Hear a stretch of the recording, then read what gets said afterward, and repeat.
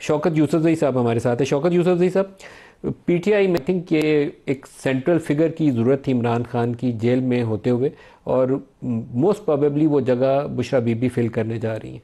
आप क्या फरमाते हैं? बिस्मिल्लाहिर्रहमानिर्रहीम। देखिए, बुशरा बीबी उनकी वाइफ है, उनको पूरा हक हासिल है कि वो उनके लिए आवाज उठाएं और मोबिलाइजेशन करें, लेकिन मेरा नहीं ख्याल है कि वो इस तरह प्रैक्टिकल कोई सियासत में दिलचस्पी रखती हैं, क्योंकि मैं इन इजलासों में मौजूद रहा हूँ जो आपने जिक्र किया, और बिल्कुल उन्होंने खिताब भी किया है, लेकिन उन्होंने ऐसी कोई बात नहीं की जो जिससे ये अंदाजा लगाया जा सके कि वो सियासत में आना चाहती है। हाँ, उन्होंने इमरान खान का पैगाम जरूर दिया है, और वो इसलिए दिया है कि शायद मोबिलाइजेशन के लिए दिया है, मोटिवेशन के लिए दिया है, और लोगों को पता चले कि चूंकि ये उनसे मिली है, ये उनकी वाइफ है, और ये किसी किस्म के कांट छांट नहीं करेगी, जो मैसेज दे रही है वो बिल्कुल दुरुस्त होगा। तो शायद यही वजह थी। और बाकी 24 नवंबर का जो लेकिन धरना है, मुस्तकिल शौकत धरना साहब, जो होगा उन्होंने हमारा। पंजाब और से इसके लीडरशिप पर बाज एमएनएस की खिंचाई की है, उन्होंने बाकायदा उन्होंने कहा कि ये जो फरमाइशी प्रोग्राम पे छापे और गिरफ्तारियां ये नहीं अब चलेंगी, यू आप सारों को 24 नवंबर के एहतजाज के लिए मौसर तरीके से काम करना पड़ेगा, और इस पूरे अमल की उन्होंने कहा निगरानी भी करेंगे। तो जो आगे पीछे होगा पुरानी बातें भूल जाएं, लेकिन आइंदा के लिए आपकी निगरानी होगी, और जो नहीं परफॉर्म करेगा उसके मुतल्लिक कार्रवाई भी होगी। तो ये बड़ा क्लियर मैसेज था, खासतौर पर पंजाब वाली लीडरशिप के लिए बड़ा स्ट्रॉन्ग वर्डेड मैसेज था। नहीं, ये सिर्फ पंजाब के लिए नहीं था, ये ओवरऑल था, ये हमारे लिए भी था, अच्छा। पंजाब के लिए भी था। बिल्कुल उन्होंने ये कहा कि बाकायदा मॉनिटरिंग होगी, और जितने भी टिकट होल्डर्स हैं या ओहदेदार हैं वो खुद ही मौजूद होंगे, और अपने हलकों से लोगों को निकालेंगे, अपने वर्कर्स को सपोर्ट करेंगे। ये बिल्कुल उन्होंने कहा, और चूंकि इसलिए कहा है कि देखें, हमने हर दफा अपनी ताकत आजमाई कर ली, क्योंकि हम तो पुरअमन चाहते हैं कि सियासी जदोजहद हो जाए, लेकिन बदकिस्मती है कि हुकूमत जो है वो पहले से या तो दफा 144 लगा लेती है, या फिर रास्ते खोद देती है, मोटरवे खोद देती है, आंसू गैस की शेलिंग कर लेती है। तो ये जो तरीका उन्होंने अपनाया, शायद ही मैं समझता हूँ कोई सियासी अप्रोच नहीं है। इससे पहले हमारे दौर में जब इमरान खान वजीर आजम थे, आपको पता है कितने धरने होते रहे, कितने लॉन्ग मार्च, ट्रेन मार्च, किसी को नहीं रोका गया। लेकिन अब ये बड़ी बदकिस्मती है कि ये खुद जानबूझकर हालात को खराब करना चाहते हैं, क्योंकि इनसे हुकूमत चल नहीं रही है, इनके पास कोई विजन भी नहीं है, मुश्किलात इनके लिए रोज बरोज बढ़ती जा रही है। तो शायद इससे निकलने के लिए ये भी कोई बहाना तलाश कर रहा है, लेकिन वो बहाना वो पीटीआई की सूरत में तलाश कर रहे हैं। अब देखें, आबिद साहब, अगर बुशरा बीबी इस प्रोसेस को लीड करती हैं, ये जो एहतजाजी अमल है, क्योंकि पिछले 2 एहतजाज जो थे उसमें अली अमीन गंडापुर के ऊपर बहुत दबाव आया, डिसअपियर हो गए, अचानक एहतजाजी अमल से गायब हो गए, तो उनके ऊपर बहुत दबाव आया, वर्कर्स ने बहुत उनके खिलाफ तकरीरें की, सोशल मीडिया पे मीम्स बनी कि अली अमीन गंडापुर कहाँ गायब हो गए। लेकिन इस दफ़ा अगर बुशरा बीबी इस प्रोसेस को लीड करती है एहतजाजी सियासत की, तो आपके लिए मुश्किलात होंगी?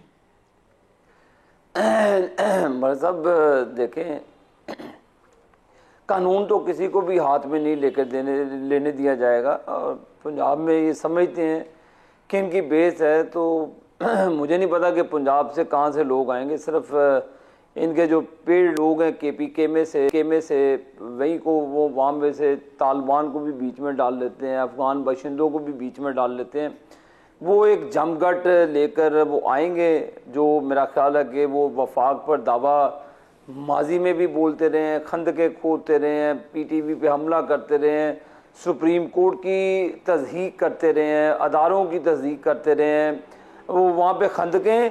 तो शौकत यूसुफजई साहब की जमात खोदती रही है ताहरुल अपने भाई ताहरुल कादरी के साथ। तो मलिक साहब, मैंने आपको पहले भी अर्ज़ किया है, हाई हमें अदालतों के भी ये काम आता है कि लॉ एंड ऑर्डर को की सिचुएशन को मेंटेन करना, और किसी किस्म की भी सिविल नाफरमानी या कोई भी तहरीक हो, किस चीज़ की तहरीक चलाना चाहते हैं कि वो एक 190 मिलियन पाउंड का जिसके ऊपर केस है, जिसके ऊपर चोरी का इल्ज़ाम है, तो इमरान खान साहब चोरी का अपना जवाब अदालत में दें। अदालतें हैं ये तो साकिब निसार की अदालतें ढूंढते हैं, ये इजाजुल एहसन की अदालतें ढूंढते हैं, ये उमर अता बदयाल की अदालतें ढूंढते हैं, ये आसिफ सईद खोसा की अदालतें ढूंढते हैं। भाई अदलिया आपकी है, आप अदालतों के जरिए केस लड़ें। 190 मिलियन पाउंड जो पाकिस्तानी कौम की अमानत थी वो 70-80 अरब रुपया शौकत यूसुफजई साहब आप अदा कर दें, हमें इस पर क्या एतराज है।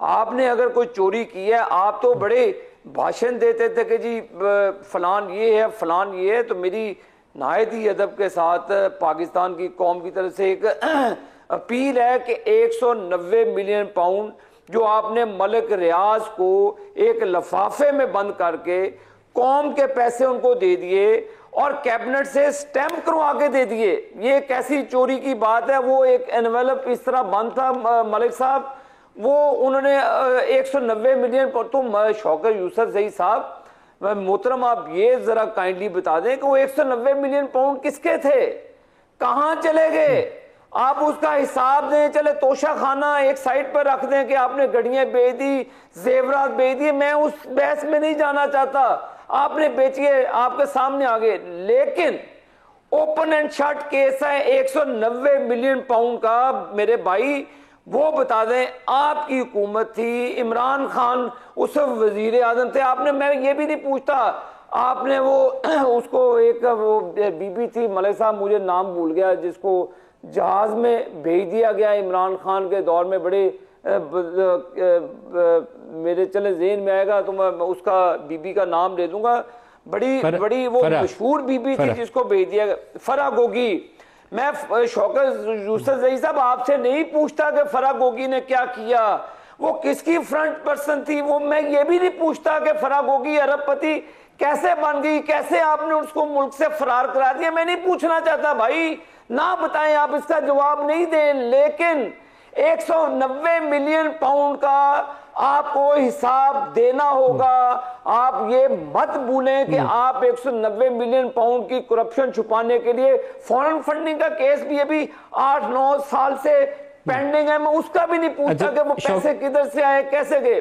मलिक साहब मेरा एक ही जवाब शौकत साहब जो जनाब मोहतरम शौकत, जी शौकत साहब, ये जो पार्टी के इजलास हुए वहां पर, वहाँ MNAs और MPAs के लिए जो अहदाफ मुकर्रर किए गए हैं वो मुझे लगता है बड़े सख्त किस्म के हैं कि 10,000 एक MNA बंदा मोबिलाइज करके लेकर आएगा और 5,000 एक MPA बंदा मोबिलाइज करके लेकर आएगा। बड़ा लार्ज नंबर होता है 10,000, छोटा नंबर नहीं होता। इट्स वेरी डिफिकल्ट कि एक बंदा 10,000 बंदा मोबिलाइज करके और एहतजाज के लिए उसको इस्लामाबाद ले आए।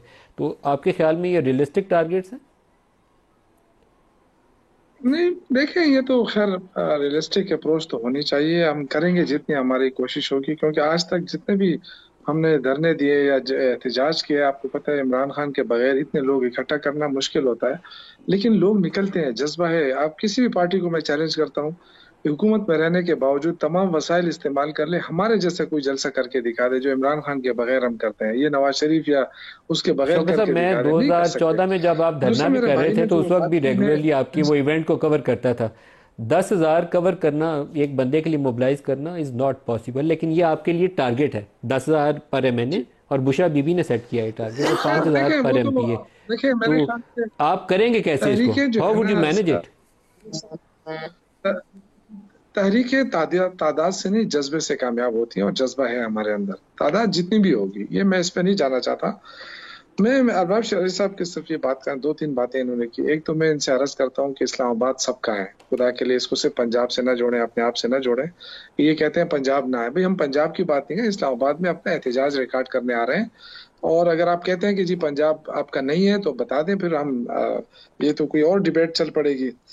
बाकी देखें, हमें ये दर्स देना, भाषण देना, ये पहले तो आप हसन नवाज से भी पूछे ना कि उन्होंने जो इतना बड़ा फ्रॉड कर लिया दूसरे मुल्क में जाके, यानी उधर जाके अपने आप को डिफॉल्ट करा दे दिया। अब ये इस तरह कोई हो सकता है? आप खुद सोचें, इस मुल्क की कितनी बड़ी बदनामी हुई। नवाज शरीफ को सारी दुनिया जानती है कि उनका बेटा ने जो है ना वो डिफॉल्ट कर गया जी, क्योंकि वो टैक्स नहीं देना चाहता है। तो ये चोरी, टैक्स चोरी तो इनका पुराना वतीरा है। तो जो दूसरों को चोर चोर ना कहे, और जो तोशाखाने की बात है या 190 मिलियन पाउंड्स की बात है, देखें ये अदालतों में कैसे है, साबित करें ना, सिर्फ इल्जाम लगाना तो नहीं है, आप साबित करें, ओपन ट्रायल करें, वही तो इमरान खान चाहता है। अगर आप खौफजदा नहीं है, आप मैं अपना वो पहला सवाल आपसे दोबारा दोहराना चाहता हूँ, जब 24 नवंबर का एहतजाज होगा तो क्या बुशरा बीबी उस एहतजाज को लीड करते हुए इस्लामाबाद आएंगी या नहीं आएंगी?